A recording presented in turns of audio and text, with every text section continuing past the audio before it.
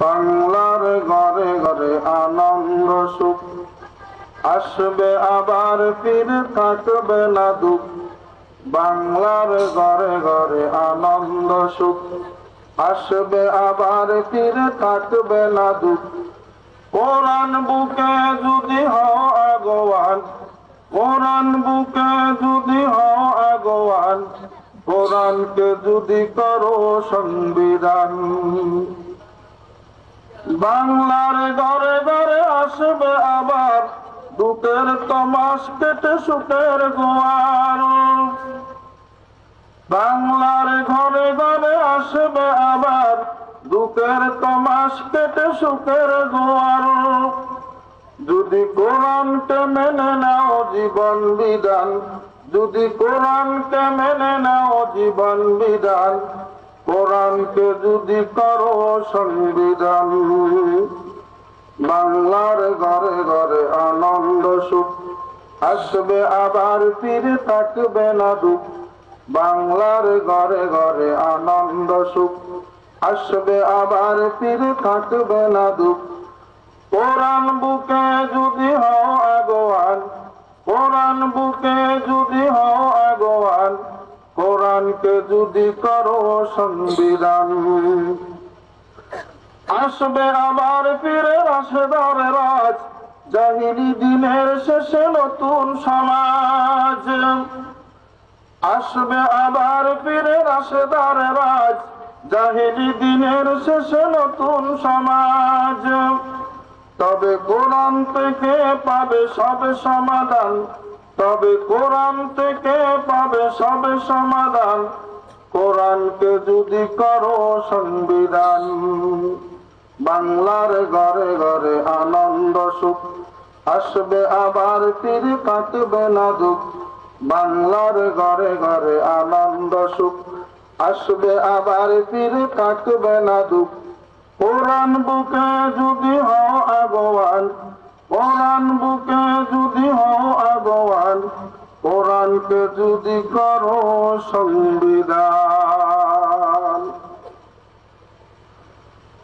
নূরজাহান নুরানী তালিমুল কোরআন মাদ্রাসা ও যুব সমাজ এবং এলাকাবাসীর যৌথ উদ্যোগে আজকের এই মাহফিলের সম্মানিত সভাপতি, আমন্ত্রিত উলামায়ে কেরাম, আজকের মাহফিলের প্রধান মেহমান আব্দুর রহমান সাইফি সাহেব মাগরিব থেকে আসা পর্যন্ত গুরুত্বপূর্ণ আলোচনা করেছেন আমার বন্ধু মুফতি ইসমাইল হোসেন সাহেব। আরো অন্যান্য উলামায়ে কেরাম, ওয়াজিব এহতরাম, কাবিল এহতরাম হযরত উলামায়ে কেরাম, সর্বস্তরের প্রান্তীয় তৌহিদি জনতা, আমরা মহান প্রভুর দরবারে শুকরগুজার হচ্ছি যিনি আমাদেরকে এই মুহূর্তে জান্নাতের বাগানে বসার তৌফিক দিয়েছেন। এই জন্য আমরা দিল থেকে শুকর আদায় করি আলহামদুলিল্লাহ। আমরা জান্নাতের বাগানে আসার কারণে এখানে উলামায়ে কেরামের জবানে কোরআন সুন্নাহর আলোচনা শোনার তৌফিক হওয়ার কারণে বেজার না খুশি? খুশি। বেজার না খুশি? খুশি। অল্প না বেশি? বেশি। বেশি খুশি হইলে আওয়াজও বেশি দিতে হবে। সবাই জবান খুলে অন্তরের অন্তঃস্থল থেকে কালামাত শুকর আদায় করুন আলহামদুলিল্লাহ।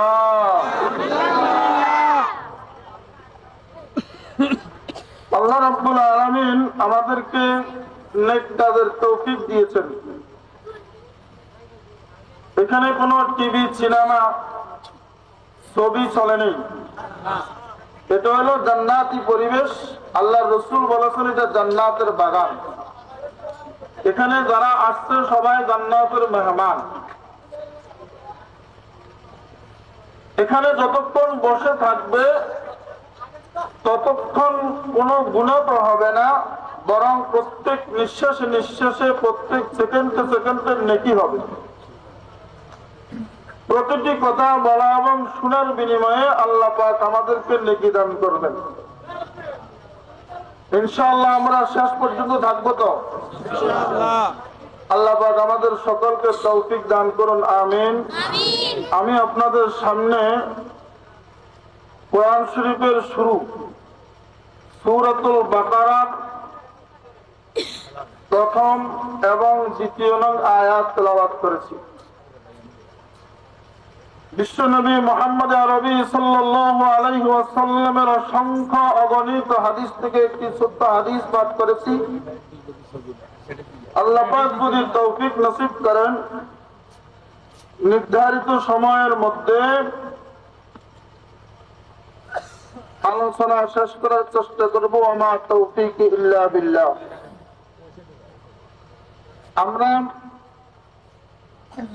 সবাই হেদায়েতের মুহতাজ। আমরা সবাই কিসের মুহতাজ? হেদায়েতের মুহতাজ।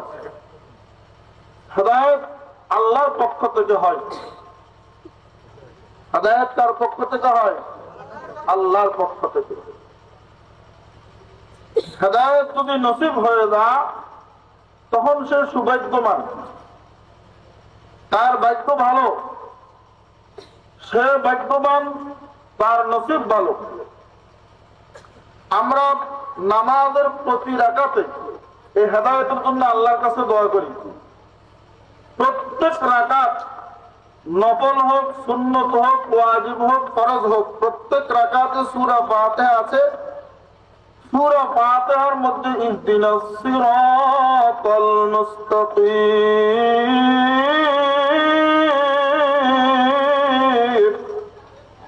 আসরা নাই। হেদায়েতের জন্য আমরা প্রতি রাকাতে দোয়া করি। হেদায়েতের মুহতাজ। হেদায়েত যদি আমাদের ভাগ্যে নসিব হয় তাহলে আমরা কামিয়াব। হেদায়েত আসার আলামত। আমাদের মধ্যে হেদায়েত আসলো কিনা, আমার মধ্যে হেদায়েত আসলো কিনা এটার চিহ্ন আছে, আলামত আছে, লক্ষণ আছে। লক্ষণ হলো নেক কাজের আগ্রহ হওয়া এবং গুনাহের প্রতি ঘৃণা সৃষ্টি হওয়া। এটা হলো আমার আপনার মধ্যে হেদায়েত আসতে আছে, এটার আলামত।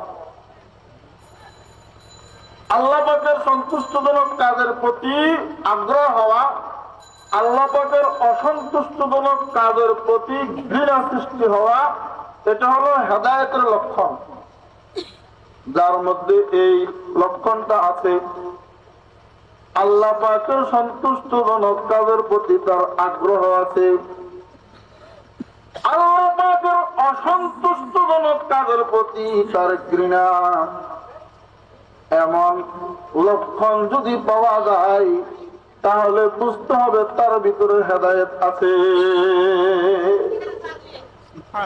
এই জন্য চোরে চুরি করলে মসজিদের মধ্যে তো জুতা চুর বেশি, তখন মানুষে বলে আল্লাহ তাকে হেদায়েত করুক।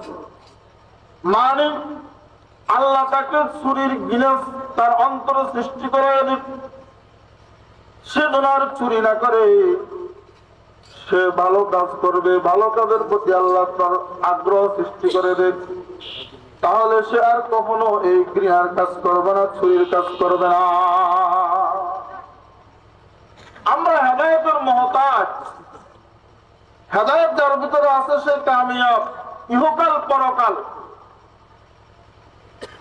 আর এই হেদায়েতের মতো সম্পদ দৌলত আল্লাহ সরাসরি দান করেন। নিসাদত বজরে বাদুনিস তানা বখশদ খুদায়ে বখশন্দা। হেদায়েতের মতো এই দৌলত, এই সৌভাগ্য আল্লাহ পাক রব্বুল আলামিন নিজে ছাড়া অন্য কারো পক্ষ থেকে আসে না। এটা কারো গায়ের জোরে অর্জন করা সম্ভব নয়, বাহুবলে অর্জন করা সম্ভব নয়। এটা সরাসরি আল্লাহর পক্ষ থেকে অনুমোদন আসতে হবে, তাহলে তার মধ্যে হেদায়েত আসবে। আর কোরআনে কারীম 30 পারা কোরআন শুরু থেকে শেষ পর্যন্ত পুরোটাই হেদায়েত।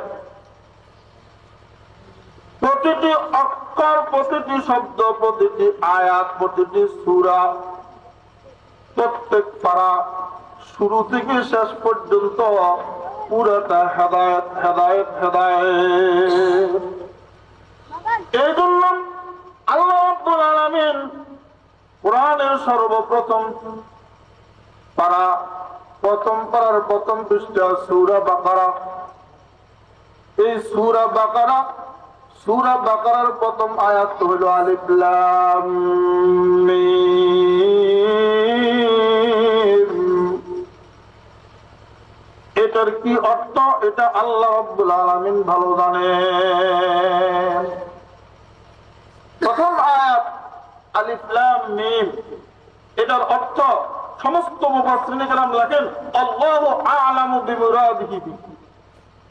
এটার উদ্দেশ্য কি এটা আল্লাহ ভালো জানেন। দ্বিতীয় নম্বর আয়াত আল্লাহ রাব্বুল আলামিন বলেন যালিকাল কিতাবু লা রাইবা ফীহি। ইহা ওই কিতাব যেই কিতাবের মধ্যে কোনো সন্দেহ নাই। হুদাল লিল মুত্তাকিন।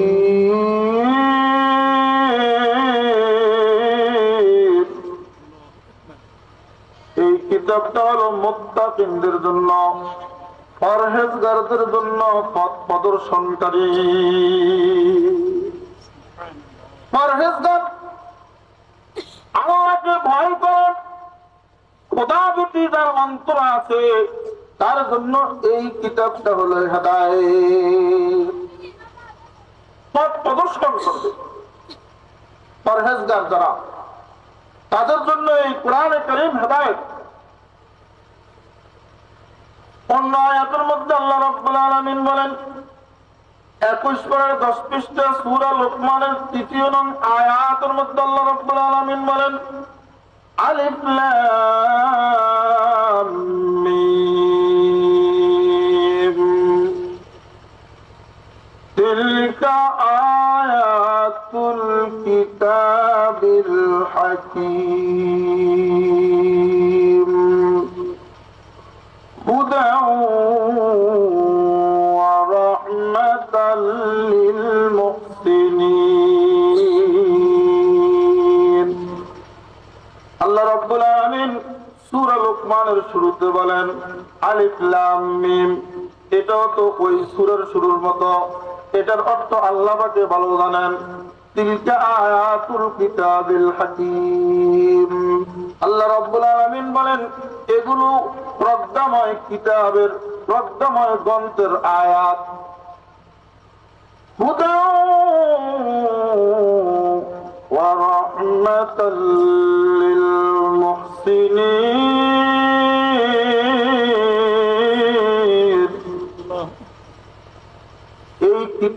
এই কিতাবের আয়াতগুলো হেদায়েত এবং রহমত সৎকর্ম পরায়ণদের জন্য। সৎকর্ম, নেক কাজ, যারা নেক কাজ করে, ভালো কাজ করে, এদের জন্য এই কিতাবটা হইল রহমত এবং হেদায়েত। আরেক আয়াতের মধ্যে আল্লাহ রাব্বুল আলামিন বলেন 11 পারার 14 পৃষ্ঠা সূরা ইউনূসের 57 নং আয়াতের মধ্যে আল্লাহ বলেন ইয়া আইয়ুহান নাস, হে মানবকুল, হে বিশ্ব মানবকুল, قد جاءتكم موعظة من ربكم। তোমাদের কাছে তোমাদের পালনকর্তার পক্ষ থেকে উপদেশ বানিয়ে এসেছে। মাউইজা, আল্লাহ বলছেন মাউইজাতুন, মাউইজা এবং ওয়াজ।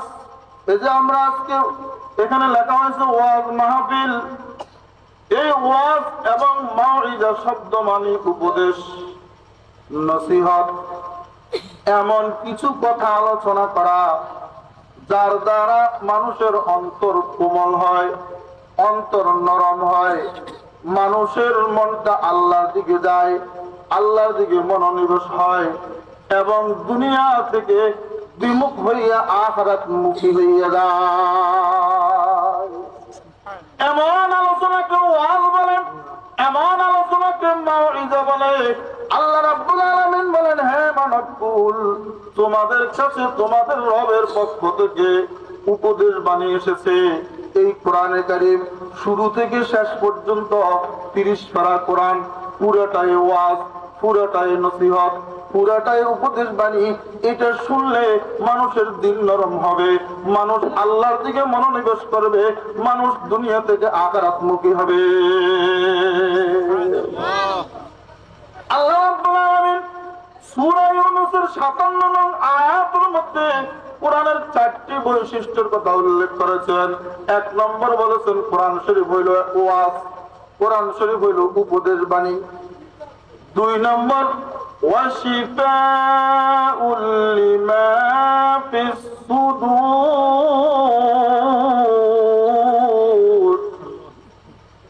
এই কোরআনে কারীম অন্তরের রোগের ঔষধ, অন্তরের রোগের নিরাময়, অন্তরের রোগের চিকিৎসা।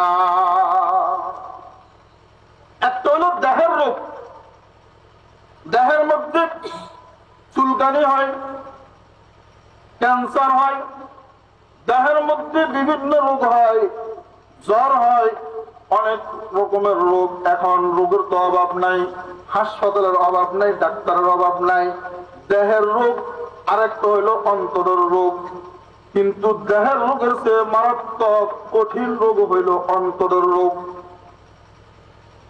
আল্লাহ রাব্বুল আলামিন বলেন, এই কোরআনে কারীম কঠিন রোগ, অন্তরের রোগের চিকিৎসা। এই কোরআন শরীফ বলে একটা চিকিৎসা পত্র, একটা ব্যবস্থা পত্র, প্রেসক্রিপশন। এই ব্যবস্থা পত্র আল্লাহ রাব্বুল আলামিন দিয়েছেন।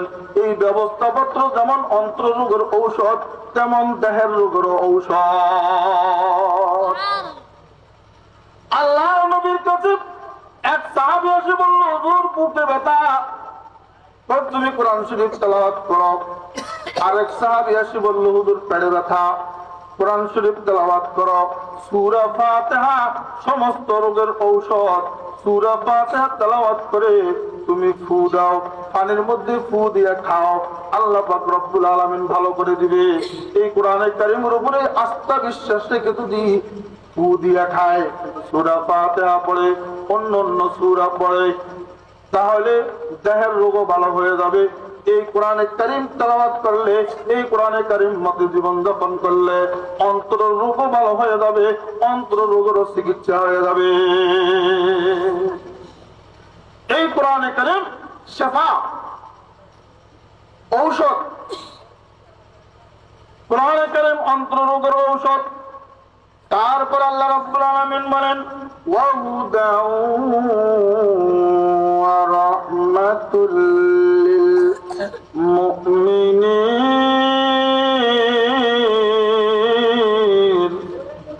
এই কোরআনে কারীম হেদায়েত এবং রহমত ঈমানদারদের জন্য। এখানে 4টা বৈশিষ্ট্য আল্লাহ এই আয়াতের মধ্যে বলেছেন। কোরআনের 4টা বৈশিষ্ট্য।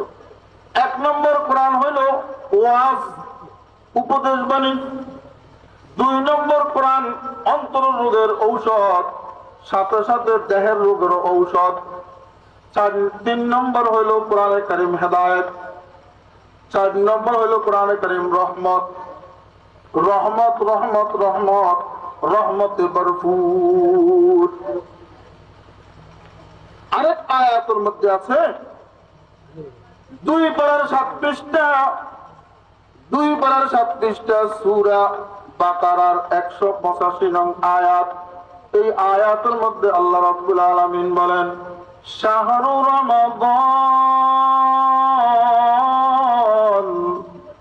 আল্লাযী উনজিলা ফীহিল কুরআন। রমজান মাস আমাদের সামনে আসতেছে। এখন রজব মাস, এখন কি মাস? সামনে যে চাঁদ আসবে এটা হইল শাবান মাস। শাবান মাসের পরে রমজান মাস, এই রজব মাস মেরাজের মাস, শাবান মাস শবে বরাতের মাস, তারপরে রমজান মাস। এই রজবের চাঁদ উদয় হইলে আল্লাহর রাসূল দোয়া করতেন, আল্লাহুম্মা বারিক লানা ফি রজব ওয়া শাবান ওয়া বাল্লিগনা রমাদান। আল্লাহ এই রজব এবং শাবানের মধ্যে আমাদেরকে বরকত দান করো, আমাদের জন্য বরকত দান করো, এবং আমাদেরকে আমাদের হায়াতকে রমজান পর্যন্ত পৌঁছে দাও। রমজানের বরকত, রমজানের রহমত, রমজানের মাগফিরাত, রমজানের নাজাত যেন আমার সৌভাগ্য হয়, এই জন্য আমাকে রমজান পর্যন্ত, আমার হায়াতটাকে রমজান পর্যন্ত পৌঁছে দিবে। আমি রমজানের রোজা রাখবো, তারাবির নামাজ পড়বো, ওয়াক্তিয়া নামাজ জমাতে পড়বো, আমল করবো। এই জন্য 2 মাস আগ থেকে আল্লাহ রাসূল দোয়া করতেন, শাহরু রমাদান, এই রমজান মাস উনজিলা ফীহিল কুরআন, এই রমজান মাসে কোরআন অবতীর্ণ হয়েছে। বরকতের মাস, কোরআন অবতীর্ণের মাস। এই রমজান মাসে কোরআন অবতীর্ণ হয়েছে, হুদাল লিন্নাস, যা মানুষের জন্য হেদায়েত। যে কোরআন মানুষের জন্য হেদায়েত, হুদাল লিন্নাস ওয়া বায়িনাতিন মিনাল হুদা ওয়াল ফুরকান, এবং সত্য পথ যাত্রীদের জন্য এই কোরআন সুস্পষ্ট পথ নির্দেশ, পথ নিদর্শন, এবং ন্যায় অন্যায়ের মাধ্যমে, ন্যায় অন্যায়ের মাঝে পার্থক্য বিধানকারী। এখানে আমি 4টি আয়াত তেলাওয়াত করেছি, 4টি আয়াতের অনুবাদ করেছি। কথাগুলো বুঝবেন, মনোযোগ দিয়ে শুনবেন, ইনশাআল্লাহ ফায়দা হবে। 4 আয়াতের মধ্যে আল্লাহ রাব্বুল আলামিন সূরা বাকারার 2য় আয়াতের মধ্যে বলেছেন, কোরআন শরীফ পরহেজগারদের জন্য হেদায়েত। সূরা লোকমানের 3 নং আয়াতের মধ্যে বলেছেন, কোরআন শরীফ নেককারদের জন্য হেদায়েত। সূরা ইউনূসের 57 নং আয়াতের মধ্যে আল্লাহ বলেছেন, কোরআন শরীফ ঈমানদারদের জন্য হেদায়েত। সূরা বাকারার 185 নং আয়াতের মধ্যে আল্লাহ রাব্বুল আলামিন বলেছেন, কোরআন শরীফ মানুষের জন্য হেদায়েত। এই 4টা আয়াতের মধ্যে একটু বিরোধ বোঝা যায়। 4টা আয়াতের মধ্যে একটু বিরোধিতা বোঝা যায়। কোরআন শরীফ পরহেজগারদের জন্য হেদায়েত, কোরআন শরীফ নেককারদের জন্য হেদায়েত, কোরআন শরীফ ঈমানদারদের জন্য হেদায়েত। এই 3টা মোটামুটি কাছাকাছি আছে, কিন্তু কোরআন শরীফ মানুষের জন্য হেদায়েত। মানুষ তো ঈমানদারও আছে, বেঈমানও আছে, অমুসলিমও আছে, মুসলিমও আছে, কাফের, মুশরিক, ইহুদি, খ্রিস্টান, এরাও তো মানুষ। কোরআন শরীফ মানুষের জন্য হেদায়েত হইলে তো কাফের মুশরিকদের জন্য হেদায়েত, অমুসলিমদের জন্য হেদায়েত, বেঈমানদের জন্য হেদায়েত, ইহুদির জন্য হেদায়েত, খ্রিস্টানের জন্য হেদায়েত, মুশরিকের জন্য হেদায়েত। এই 4 আয়াতের মধ্যে 4 রকমের কথা বলছে। পরহেজগারদের জন্য হেদায়েত, সৎ কর্মপরায়ণ অর্থাৎ নেককারদের জন্য হেদায়েত, ঈমানদারদের জন্য হেদায়েত। এই 3 আয়াত মোটামুটি কাছাকাছি আছে, কিন্তু 4র্থ আয়াত সূরা বাকারার 185 নং আয়াতের মধ্যে যে আল্লাহ বলেছেন, কোরআন শরীফ সমস্ত মানুষের জন্য হেদায়েত। এটা তো ব্যাপক, সমস্ত মানুষ, ঈমানদার, বেঈমান, সবার জন্য হেদায়েত। এই আয়াতগুলোর মধ্যে একটু বিরোধী বোঝা যায়, বিরোধবাদ বোঝা যায়। এই বিরোধবাদ যে বাহ্যিক দৃষ্টিতে বোঝা যায়, মুফাসসিরিনে কেরাম এটার 2টা জবাব দিয়েছেন, 2টা উত্তর দিয়েছেন, 2টা সমাধান দিয়েছেন। 2টা সমাধান। 1 নম্বর হইল কোরআন শরীফ মূলত সমগ্র মানব জাতির জন্য হেদায়েত। ইমানদার হোক বেঈমান হোক, কাফের হোক মুশরিক হোক, কোরআন শরীফ বুঝবে, কোরআন শরীফ তেলাওয়াত করবে, কোরআন শরীফ নিয়ে চিন্তা করবে, তার মধ্যে হেদায়েত চলে আসবে। একজন পাদ্রী কোরআন শরীফ নিয়ে চিন্তা করতে করতে, কোরআন শরীফের শব্দ নিয়ে চিন্তা করতে করতে, এই কোরআন শরীফের জবরদের অক্ষর নিয়ে চিন্তা করতে করতে দেখলো কোরআন শরীফ মার্কেটেরটা দেখলো, বাড়িটা দেখলো, মসজিদেরটা দেখলো, জাদুঘরে যায় দেখলো কোরআন শরীফ, প্রত্যেকটা কোরআন শরীফ মিলিয়া দেখলো কোরআন শরীফের মধ্যে কোনো বেশ কম নাই, জবরদের বেশ কম নাই, নকটা বেশ কম নাই। সে চিন্তা করলো তাওরাতের মধ্যে সমস্যা আছে, ইনজিলের মধ্যে সমস্যা আছে, কোরআনের মধ্যে কোনো সমস্যা নাই, কোরআন সঠিক, কোরআনে সঠিক, এই কোরআনের মতো সঠিক কিতাব আর নাই। সে কোরআন নিয়ে গবেষণা করতে করতে সে ইমানদার হয়ে গেছে, মুসলমান হইয়া কালেমা গ্রহণ করে, মুসলমান হইয়া সে ইসলাম ধর্ম গ্রহণ করেছে। একজন পাদ্রী কোরআন শরীফ নিয়ে গবেষণা করে সে অমুসলিম থেকে মুসলমান হয়ে গেছে। এরকম হাজারো নজির আছে।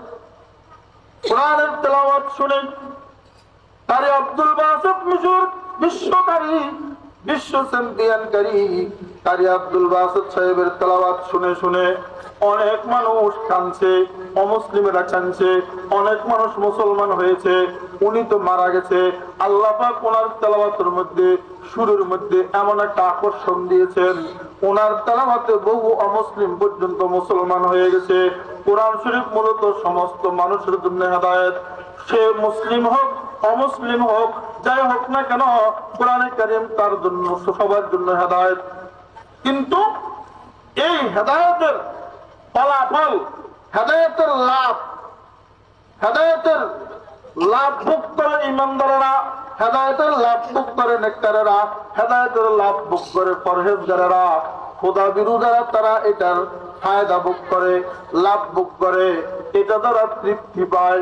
এই জন্য আল্লাহ রাব্বুল আলামিন এই ইমানদার এবং নেককার এবং পরহেজগার এদের সম্মান করে, এদের মর্যাদা দিয়ে আল্লাহ রাব্বুল আলামিন তাদের নামগুলা কোরআন শরীফে উল্লেখ করেছেন।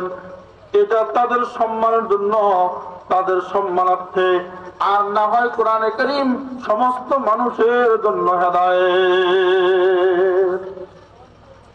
এলো 1 নম্বর উত্তর। 2 নম্বর উত্তর, হেদায়েতের 2 অর্থ। হেদায়েতের এক অর্থ হলো তরিক, পথ দেখায় দেওয়া, পথ প্রদর্শন। আর হেদায়েতের আরেকটা অর্থ হলো গন্তব্যস্থানে পৌঁছে দেওয়া। হেদায়েতের 2 অর্থ। একটা হলো পথ দেখায় দেওয়া। মনে করেন এই গ্রামে কোন একটা লোক আসবে, উসখালী বাজার থেকে, উপজেলা থেকে একটা লোক এই গ্রামে আসবে, এই মাহফিলে আসবে, তাকে পথ দেখায় দিল। উসখালী থেকে একটা লোক পথ দেখায় দিল, এইভাবে এইভাবে যাবেন, অমুক জায়গায় যেতে পারবেন। এই পথ দেখায় দিল, সে হয়তো এই জায়গাতে পৌঁছতেও পারে, নাও পৌঁছতে পারে, অন্যদিকেও ভুল ক্রমে চলে যেতে পারে, এটাতে সন্দেহ আছে। পথ দেখায় দেওয়া। আরেকটা হলো তাকে সাথে করে গন্তব্যস্থানে পৌঁছে দেওয়া। একেবারে উসখালী থেকে সাথে আসিয়া এই জায়গাতে পৌঁছে দেওয়া, এটা হলো ইসারিল মাতলুব, গন্তব্যস্থানে পৌঁছে দেওয়া। কোরআন শরীফ যে হেদায়েত, এই হেদায়েতের 2 অর্থ হইতে পারে, পথ প্রদর্শন করা, পথ দেখায় দেওয়া, আর একটা হলো গন্তব্যস্থানে পৌঁছে দেওয়া। এই কোরআন শরীফ মানুষকে পথ দেখায় দেয়, এটা খারাপ পথ, এটা ভালো পথ, এটা সঠিক পথ, এটা ব্যাঠিক পথ। কোরআন শরীফ মানুষদেরকে পথ দেখায় দেয়। এই পথ দেখানোর কারণে কেউ হেদায়েত পাইতেও পারে, কেউ আবার সঠিক পথ থেকে সরিয়ে যাইতে পারে। কিন্তু আরেকটা অর্থ আছে, কোরআনে কারীম হেদায়েত গন্তব্যস্থানে পৌঁছে দেয়। কোরআনে কারীম ডাইরেক্ট নিয়ে আল্লাহ পাকের জান্নাতের মধ্যে পৌঁছে দেয়। এই 2 অর্থের মধ্যে প্রথম অর্থ পথ দেখায় দেওয়া, এটা হয়েছে কাফের মুশরিকদের জন্য, অমুসলিমদের জন্য। আর গন্তব্যস্থলে পৌঁছে দেওয়া ঈমানদার, নেককার, পরহেজগার এদেরকে কোরআনে কারীম ডাইরেক্ট সরাসরি কোরআন এদেরকে জান্নাতের মধ্যে পৌঁছে দিবে। কোরআন এদেরকে গন্তব্যস্থলে পৌঁছে দিবে। এই জন্য হেদায়েতের দুই অর্থ। অমুসলিমদের জন্য এই কোরআন পথ দেখায় দিবে, সঠিক পথ দেখায় দিবে। আর মুসলিম যারা ইমানদার, নেককার, ইমানদার, পরহেজগার এদেরকে কোরআনে কারীম সরাসরি সাথে নিয়ে আল্লাহ পাকের গন্তব্যস্থানে পৌঁছে দিবে। এই হইল সমাধান। এই 4 আয়াতের মধ্যে যে বিরোধ ভাব বোঝা যায়, এটার সমাধান মুফাসসিরিনে কেরাম এইভাবে দিয়েছেন। এই কোরআন যে হেদায়েত, এই হেদায়েত নিয়ে আমরা চিন্তা করি না, এটা আমরা তেলাওয়াত করি না, এই কোরআনের জন্য আমরা ফিকির করি না, আমাদের সন্তানদেরকে কোরআন শিক্ষার জন্য আমরা অত আগ্রহ করি না। কোরআনের শিক্ষায় আমার সন্তানকে যদি শিক্ষিত করি, কোরআন শিখায়, হাফেজ বানায়, আলেম বানায়, তাহলে এরা আমাদের জন্য বড় সম্পদ হইয়া দাঁড়াইবে। হাফেজের বাবা মার জন্য বড় সুসংবাদ। হাফেজের বাবা মাকে নিয়ে হাফেজ আল্লাহ পাকের জান্নাতের একবারে সর্বোচ্চ তলার মধ্যে থাকবে। কোরআন শরীফ নিয়ে আমাদের গবেষণা নাই, আমাদের চিন্তা নাই। আমরা কোরআন শরীফ তেলাওয়াত করি না। সকালবেলা গানের আওয়াজ আসে ঘর থেকে। আগে তো মুরব্বীদের আমলে কোরআন শরীফের তেলাওয়াত আসতো, সূরা ইয়াসিনের তেলাওয়াত আসতো। আল্লাহু আকবার। যারা কোরআন তেলাওয়াত করে এরা আল্লাহ পাকের কাছে দামি। এরা আল্লাহর কাছে অতি দামি, অতি মূল্যবান। তালিয়ে কোরআন পছন্দ পেশে খোদা, তালিয়ে কোরআন পছন্দ পেশে খোদা, উরুগল মালা গরম বাহারাস পেদা, বরপুরাকা নিশবরুদয় হাবিব, আহরুগল মা তোরা বাসদ নসিব। যে ব্যক্তি সদা সর্বদা কোরআন তেলাওয়াত করবে, আল্লাহ পাকের রহমত আকাশ থেকে বৃষ্টির মতো তার উপর অবতীর্ণ হবে। তার মধ্যে হেদায়েত আসবে। আল্লাহ পাকের কাছে অতি পছন্দনীয় কোরআন তেলাওয়াতকারী। কোরআন তেলাওয়াতকারী আল্লাহর কাছে অতি পছন্দনীয়, অতি প্রিয়। এদের জন্য জান্নাতের হুর গেলমানেরা অপেক্ষা করতেছে, জান্নাতের মধ্যে হুর অপেক্ষা করতেছে, গোলাম অপেক্ষা করতেছে। জান্নাতের সুসজ্জিত জায়গা এদের জন্য অপেক্ষায় আছে। তারা কোরআন তেলাওয়াতকারী, কোরআন নিয়ে আমল করে, কোরআন মতে জীবন যাপন করে, এমন লোকদের জন্য জান্নাতের নাজ নেয়ামত অপেক্ষায় আছে। যারা কোরআন নিয়ে নিজের জীবনকে সাজাইলেন, নিজের আমলকে সাজাইলেন, তারা কামিয়াব হয়ে গেছে। তারা আল্লাহর কাছে দামি হয়ে গেছে, আল্লাহর প্রিয় হয়ে গেছে। এরকম কোরআন নিয়ে যদি আমরা গবেষণা করি,